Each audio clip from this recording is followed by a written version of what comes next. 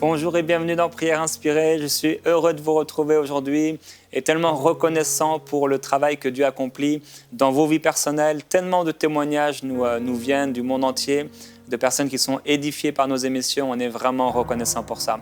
Et pendant cette semaine, le Seigneur va venir travailler profondément dans votre cœur. Plusieurs personnes, vous passez par une saison particulière qui s'appelle le façonnage. Et ce façonnage, ce travail du divin potier en nous, c'est pour les jeunes, mais c'est également pour les moins jeunes. Et avec notre invité, le pasteur Douglas Kiongeka, qu'on est heureux de recevoir. Bienvenue à MCI TV, dans Prière Inspirée. Oui, merci beaucoup, pasteur Jérémy. Bienvenue. Avec toi, on va parler justement de ce divin potier et du travail du divin potier dans nos vies personnelles. Ce travail en nous, ça peut durer longtemps. Ces saisons où le Seigneur vient travailler dans nos cœurs.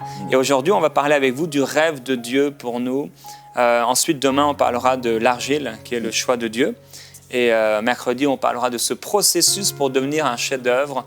Puis le lendemain, le tour de transformation dans nos vies. Le tour de transformation, c'est là où le Seigneur va travailler en nous pour nous transformer. Et également, la dernière journée que je vous encourage à regarder jusqu'à la fin, le feu de Dieu pour devenir un véritable instrument. Le feu de Dieu, c'est le feu qui vient nous purifier. Des fois, ça fait mal, mais ça fait du bien à la fin. Tout à fait. Et donc, pasteur Douglas, tu es pasteur à Paris, c'est ça? Dans la région parisienne? Oui, pasteur à Paris, pasteur des églises CEP Résurrection. Nous sommes implantés à Paris, à Ottawa, en Côte d'Ivoire, à l'île Maurice. D'accord. Voilà. D'accord. Tu exerces le ministère seul? En famille? Non. J'ai déjà mon épouse qui m'assiste. Et nous avons aussi des frères et sœurs qui sont pasteurs, qui sont à la tête de ces églises-là. D'accord, super. Super. Alors, nous sommes basés à Paris. Basés à Paris. Oui. J'ai trouvé très intéressant ce thème qui m'est cher, le divin potier, le travail du divin potier dans nos vies. Et comme je l'ai indiqué dans le titre de cette série, c'est à la fois bon pour les adolescents, les jeunes en fait, et aussi les jeunes adultes, et les adultes, mais même les plus âgés. Et en fait, depuis quelques jours, le Seigneur est en train de me rappeler qu'on peut aussi, en étant âgé ou plus âgé, passer par ces temps de façonnage. Il y a, je crois, plusieurs saisons dans nos vies. Et c'est important de pouvoir comprendre que même si on a 30, 40, 50 ou 60 ans, le travail de façonnage n'est pas toujours terminé. Non. Il faut être ouvert aux saisons dans lesquelles Dieu veut nous faire entrer, parce que je crois que quand il veut nous amener quelque part, il va toujours façonner certaines choses dans nos cœurs pour nous amener à ces choses. Et hier soir, j'étais dans un temps de prière et j'écoutais un vieux chant que j'écoutais quand j'avais 18-19 ans. C'était un temps très particulier pour ceux qui connaissent un peu mon témoignage. Un temps où Dieu justement est en train de façonner, mais tellement fort ma vie, de la sanctifier, de la purifier. On était là avec toute l'équipe, les amis de l'époque. Il y avait mon frère, ma sœur, il y avait Gwen, Annabelle, Michael, Patrick, etc. On était tous là, un groupe de jeunes. Et à cette époque-là, vous voyez, j'ai retrouvé, du coup, hier soir, j'ai été retrouver 2 cahiers. Wow. C'est des livres de notes que j'avais en fait.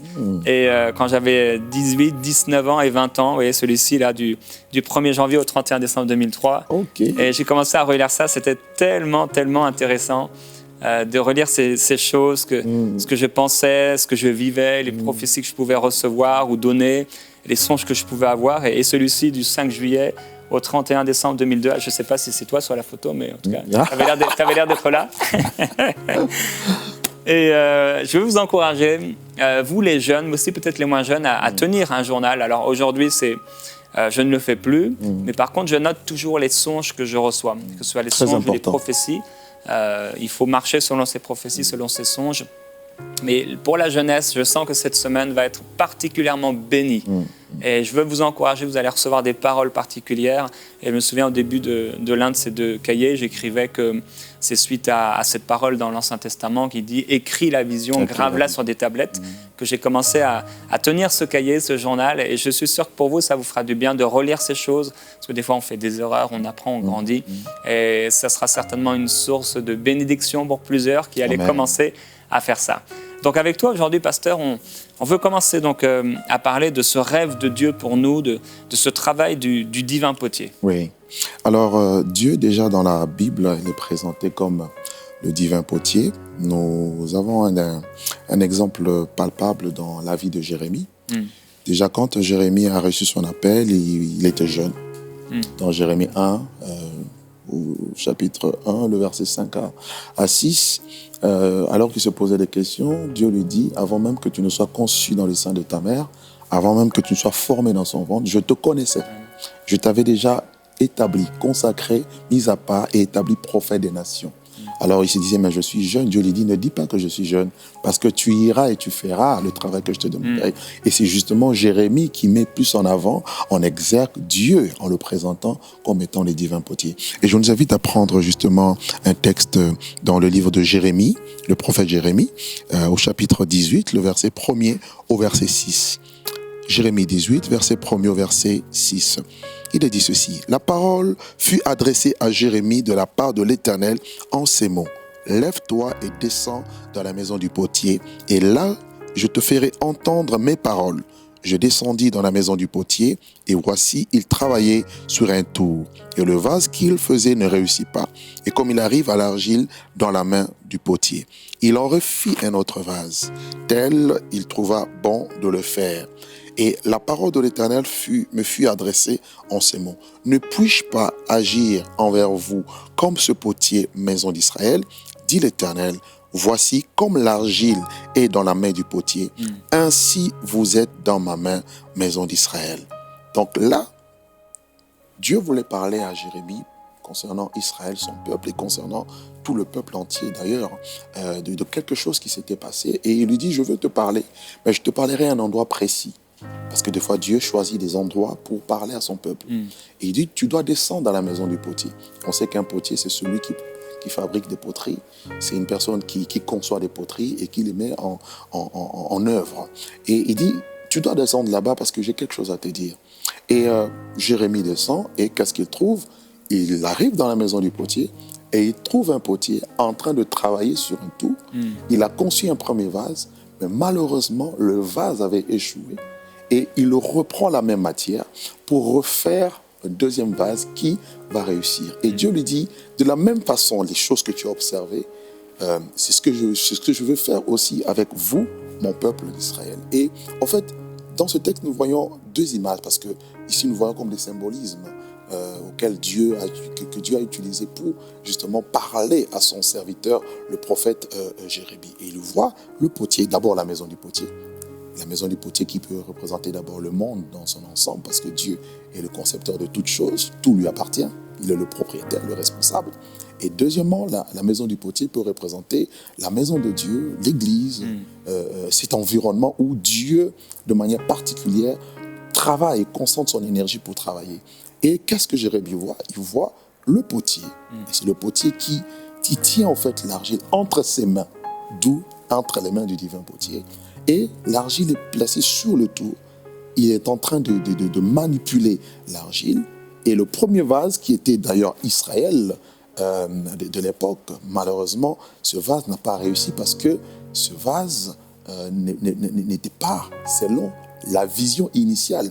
Dieu a toujours un plan. Il le dira dans Jérémie 29, 11. Il dit, je connais les projets que j'ai formés sur vous, projets de paix et non de malheur, pour vous donner un avenir et de l'espérance. C'est-à-dire, toute personne qui vient dans le monde, toute personne qui donne sa vie à Jésus, qui vient à Jésus, il rentre dans le plan de Dieu. Dieu a un plan pour chacun. Mais malheureusement, il arrive que certaines choses arrivent, certaines circonstances, certaines erreurs, ou même certains péchés, certaines,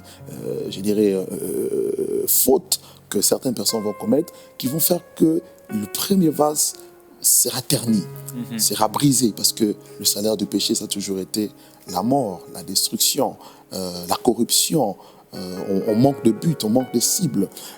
Mais cela n'a pas empêché le divin potier, qui est Dieu lui-même, de refaire avec la même matière un autre vase. Là, nous voyons en fait cet amour profond de Dieu qui ne s'arrête pas sur les erreurs que les gens commettent, qui ne s'arrêtent pas sur les problèmes ou voire même les échecs. Parce qu'il y en a qui ont essayé, ils ont échoué. Il y en a qui ont voulu jeter l'éponge. Il y en a qui ont voulu marcher avec Dieu, mais ils ont eu des accidents dans la vie chrétienne. Des choses se sont passées et il y en a qui se sont affaiblis. Or, Dieu n'abandonne jamais. Même dans Isaïe, il dira, il ne brise pas le roseau cassé. Amen. Il n'éteint pas la mèche qui fume encore. C'est juste pour dire qu'il y a encore espoir. Un jeune qui m'entend, un homme qui m'entend, une femme qui m'entend, j'aimerais lui dire que Dieu n'a pas fini avec toi. Dieu, au contraire, malgré tes fautes, tes erreurs, il veut redonner une nouvelle forme à la forme initiale qu'il t'a donnée. Parce que tu viens de Dieu. Personne n'est venu sur terre parce qu'il a voulu. Nous nous sommes retrouvés sur la terre. Donc, Dieu a un plan pour chacun. C'est pourquoi on parle du rêve de Dieu. Même si tu n'es pas encore chrétien, même si tu n'as pas encore donné ta vie à Jésus, sache que tu n'es pas le produit du hasard. Tu n'es pas sur cette terre par accident.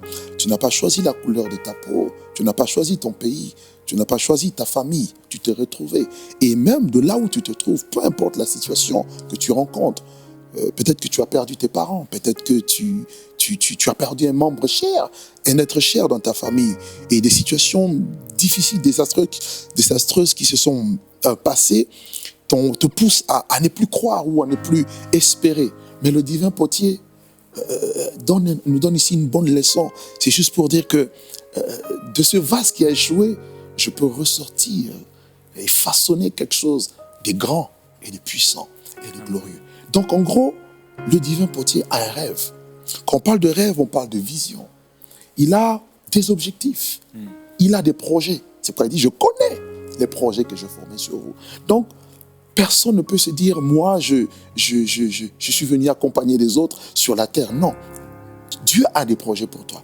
Il suffit maintenant que tu les découvres, que tu découvres quel est le plan de Dieu pour ma vie. Tu ne seras jamais heureux en cherchant à copier l'autre. Or, beaucoup de personnes aujourd'hui, par manque d'identité, parce qu'ils ne connaissent pas qui est leur créateur, Dieu est le créateur de tout le monde. Et surtout, je dirais, le Père de ceux qui ont donné leur vie à Jésus, c'est-à-dire devient leur Père, parce qu'à ceux qui l'ont reçu, à ceux qui croient en son nom, Dieu leur donne le pouvoir de devenir enfants de Dieu.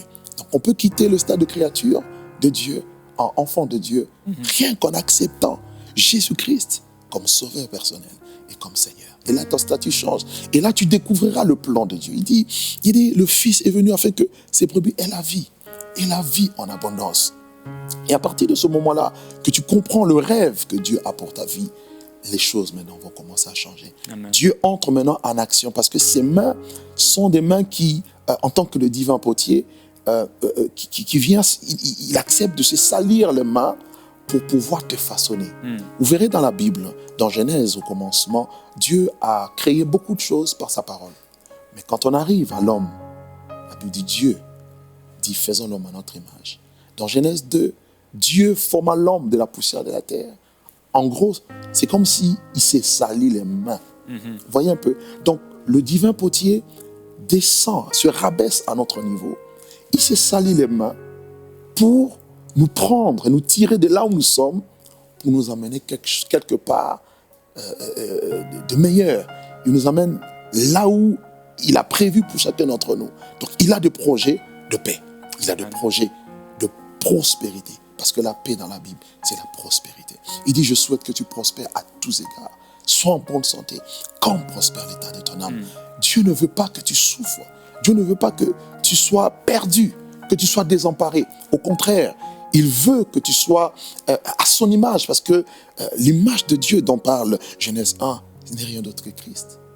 Il avait dit le Fils est l'image du Dieu invisible. Donc être créé à l'image de Dieu, c'est être créé à l'image de Christ. Or Christ, c'est la gloire, c'est le poids, c'est l'excellence. Dieu veut que chacun d'entre nous vive son plan et le plan merveilleux. Amen. Il a un projet. Et ce projet-là va se réaliser. Et tout à l'heure, au début, vous avez dit quelque chose de magnifique. Il dit à Habakkuk, écris la prophétie. Écris mon projet. Écris mon plan. Grave-le sur les tables. Que chaque jeune qui m'entend, que chaque homme qui m'entend, qui prenne un cahier, qu'il note les prophéties que Dieu lui donne. Même si tu sembles ne pas vivre ou voir, expérimenter les choses qu'il t'a dites, ces choses vont s'accomplir. Tôt ou tard.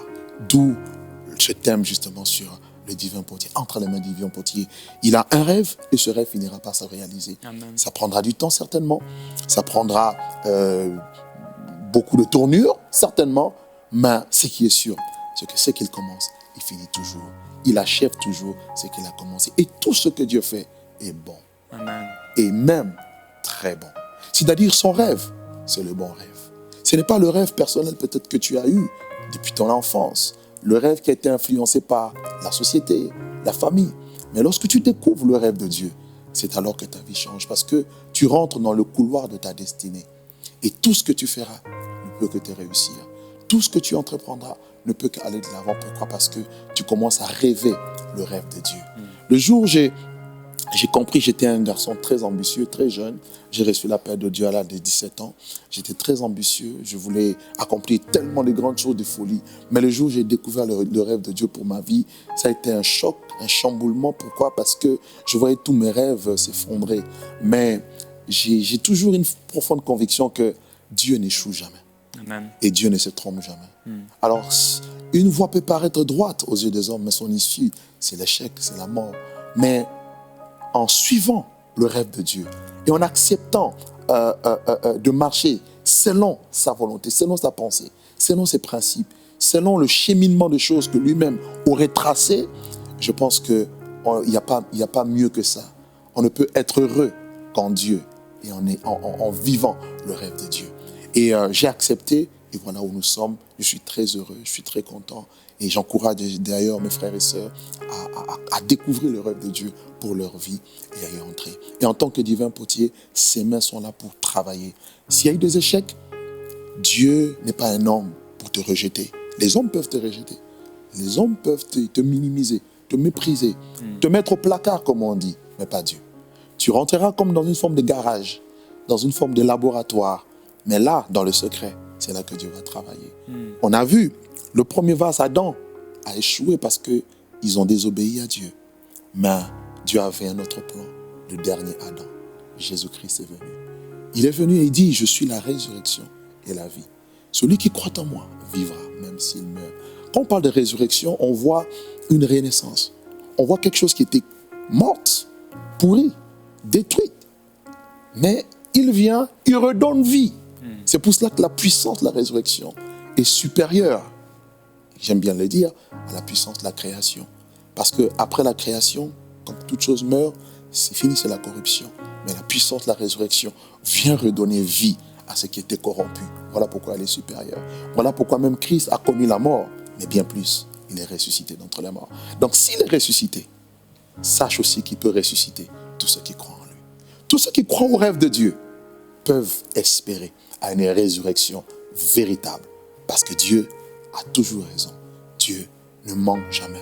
Et on voit le dernier vase. Christ lui-même, le dernier Adam, est venu. Il a accompli l'œuvre parfaite du Père et il est monté à la droite de Dieu le Père et il est assis à ses côtés. Et il nous donne aujourd'hui cette possibilité de rentrer dans le rêve de Dieu. Et le divin potier, lorsqu'on accepte Christ, on rentre dans son plan et il commence un travail de rétablissement, un travail de guérison, un travail de restauration, un travail de repositionnement. Parce que le premier vase, qui était le premier Adam, quelque part, en d'autres termes, ou encore Israël, à cette époque de Jérémie, a connu l'échec à cause du péché. Mais il y a toujours une seconde chance. Il y a toujours un plan B. La rédemption existe. Le sang de Jésus est là pour nous laver de tout péché. Et la Bible dit, si nous confessons nos péchés, il est fidèle et juste pour nous les pardonner et pour nous purifier de toute iniquité. Et une fois qu'on accepte le pardon de Dieu, accompli à la croix par la foi, on entre dans le plan de Dieu. C'est-à-dire, notre vie passée est passée. C'est pourquoi il dit, si quelqu'un est en Christ, il est devenu une nouvelle créature. Les choses anciennes, les échecs du passé sont passés. Toutes choses sont devenues nouvelles. Pourquoi? Parce que nous rentrons dans le rêve de Dieu, dans la vision que le potier a. Et entre ses mains, je peux vous assurer, Dieu ne nous garantit que le succès, la réussite, la perfection, la prospérité et la paix. Tu n'es pas une argile entre les mains d'un homme, ni de la société, ni de l'argent, ni du système de ce monde, mais entre les mains de celui qui tient toutes choses entre ses mains. Amen. Celui qui n'échoue jamais. Gloire à Dieu. Et aujourd'hui, si vous entendez ces paroles et que dans votre cœur vous dites, mais comment devenir une nouvelle créature? Comment entrer dans le plan de Dieu? Peut-être même vous appartenez déjà au Seigneur, mais je vous encourage à avoir un cœur soumis, à vous offrir totalement à Dieu. Là où vous êtes, vous avez entendu ces paroles, ce rappel de Christ à la croix, ce premier Adam, ce vase qui est venu parfaitement et il était rempli d'amour, rempli de d'un sang qui pouvait vous purifier. Et la Bible dit qu'il a été percé, on a percé son flanc, et de l'eau, du sang en a jailli. Et ce sang aujourd'hui est là pour vous purifier, il est là pour vous laver, il est là pour vous pardonner. Si aujourd'hui, vous voulez devenir une nouvelle créature, si aujourd'hui vous voulez entrer dans les plans de Dieu, ce n'est plus vous qui doit vivre, mais c'est Christ qui doit prendre la place dans votre cœur, dans votre vie. Et je suis persuadé que plusieurs d'entre vous, vous écoutez ces paroles et vous avez entendu ces paroles et dans votre cœur, ça bouillonnait. Vous dites, mais comment on peut devenir une nouvelle créature? Comment on peut être sauvé? C'est l'œuvre de la foi. Si maintenant vous mettez votre foi en Jésus-Christ pour le pardon de vos péchés, si vous croyez qu'il est mort sur la croix, sur cette croix infâme, et qu'à cause de sa mort, vous êtes pardonné aujourd'hui, vous pouvez recevoir, oui, le pardon de vos péchés. La libération de tout esclavage qui vient du royaume des ténèbres. Et si aujourd'hui vous entendez sa voix, n'endurcissez pas votre cœur, mais dites-lui simplement avec ces paroles, Dieu, j'ai entendu ces paroles, je veux devenir une nouvelle créature. Je te demande pardon pour tous mes péchés. Je veux recevoir Jésus-Christ comme celui qui me sauve et comme celui qui dirige ma vie. Alléluia. Je déclare que ma vie maintenant ne m'appartient plus. Alléluia. Je donne tout ce que je suis à Jésus-Christ. Si vous faites cette prière de tout votre cœur, sincèrement, Dieu va venir habiter dans votre cœur et vous transformer complètement. Et il y a aussi une femme, vous écoutez cette émission et vous avez été comme, il l'a dit à un moment, sous la main de l'homme. Et parce que vous avez eu le désir d'être aimé, d'être accepté, de pouvoir vivre dans cette vie, vous êtes laissé comme un objet donné entre les mains des hommes. Et le Seigneur aujourd'hui veut guérir votre cœur par rapport à ces mains des hommes qui sont venus sur vous. Et le Seigneur aimerait que vous puissiez simplement vous humilier et recevoir le travail qu'il veut faire dans votre cœur maintenant. Si vous êtes cette personne, cette femme ou peut-être même cet homme, vous pouvez dire au Seigneur, c'est vrai, beaucoup de mains m'ont touché. Beaucoup de mains ont touché ma vie. Je me suis laissé façonner par beaucoup de personnes. Et Seigneur, aujourd'hui, je ne veux plus jamais être façonné par un homme. Je veux que ce soit toi qui bâtisses la maison. Je veux que ce soit toi qui me façonne. Il y a même une femme, vous avez eu recours à beaucoup de chirurgie, esthétique, plastique, etc. Et tout ça pour vous faire accepter des gens parce que vous vous sentez tellement mal à l'intérieur. Mais Dieu vous aime d'un amour tellement profond. Et aujourd'hui, il veut vous façonner. Père, on te remercie, on te glorifie pour cette parole. Te bénissons, Seigneur. On te remercie parce que cette parole est vivante. Tu es le divin potier. Merci pour ton travail. Un travail que tu fais en nous pour nous changer, pour nous former, pour nous rendre inébranlables. Père, je prie pour mes frères, pour mes sœurs, pour mes amis qui écoutent aujourd'hui. Merci pour les adolescents. Je prie qu'ils ne soient pas formés par le monde, mais qu'ils soient formés par toi. Je prie que tu les formes, merveilleux Jésus-Christ. Tu formes ces adolescents et que tu les formes tellement qu'ils sont forts face aux tentations du monde. Je prie pour les jeunes gens, merveilleux Jésus-Christ, alors qu'on a déclaré que tu as un plan, un projet de paix pour eux. Et que tu leur parles, que ce soit par des songes, par des visions, par des prophéties, par leur témoignage intérieur. Nous prions, Seigneur, que tu viennes agir dans leur cœur. Merci parce que tu leur parles. Tu parles à ce jeune homme, tu parles à cette jeune fille. Qu'elle puisse se diriger d'après ta parole. Oui, ta parole est une lampe à nos pieds, une lumière sur nos sentiers. Comment le jeune homme rendra-t-il pur son sentier? En se dirigeant d'après ta parole. Car je prie qu'il soit fort dans ta parole. Merci Père pour les adultes. Merci pour les saisons particulières de transformation, de façonnage. Merci pour ton grand rêve. Merci parce que tu leur On te glorifie Jésus-Christ. Tu es merveilleux Seigneur. Nous t'aimons. Sois glorifié. Sois exalté. Alléluia. Merci Père. Merci mon Dieu. Rimbo Sakaya Rabashika. Là où tu es, dis-lui, Seigneur, forme-moi, Seigneur, je ne suis pas encore arrivé à la perfection.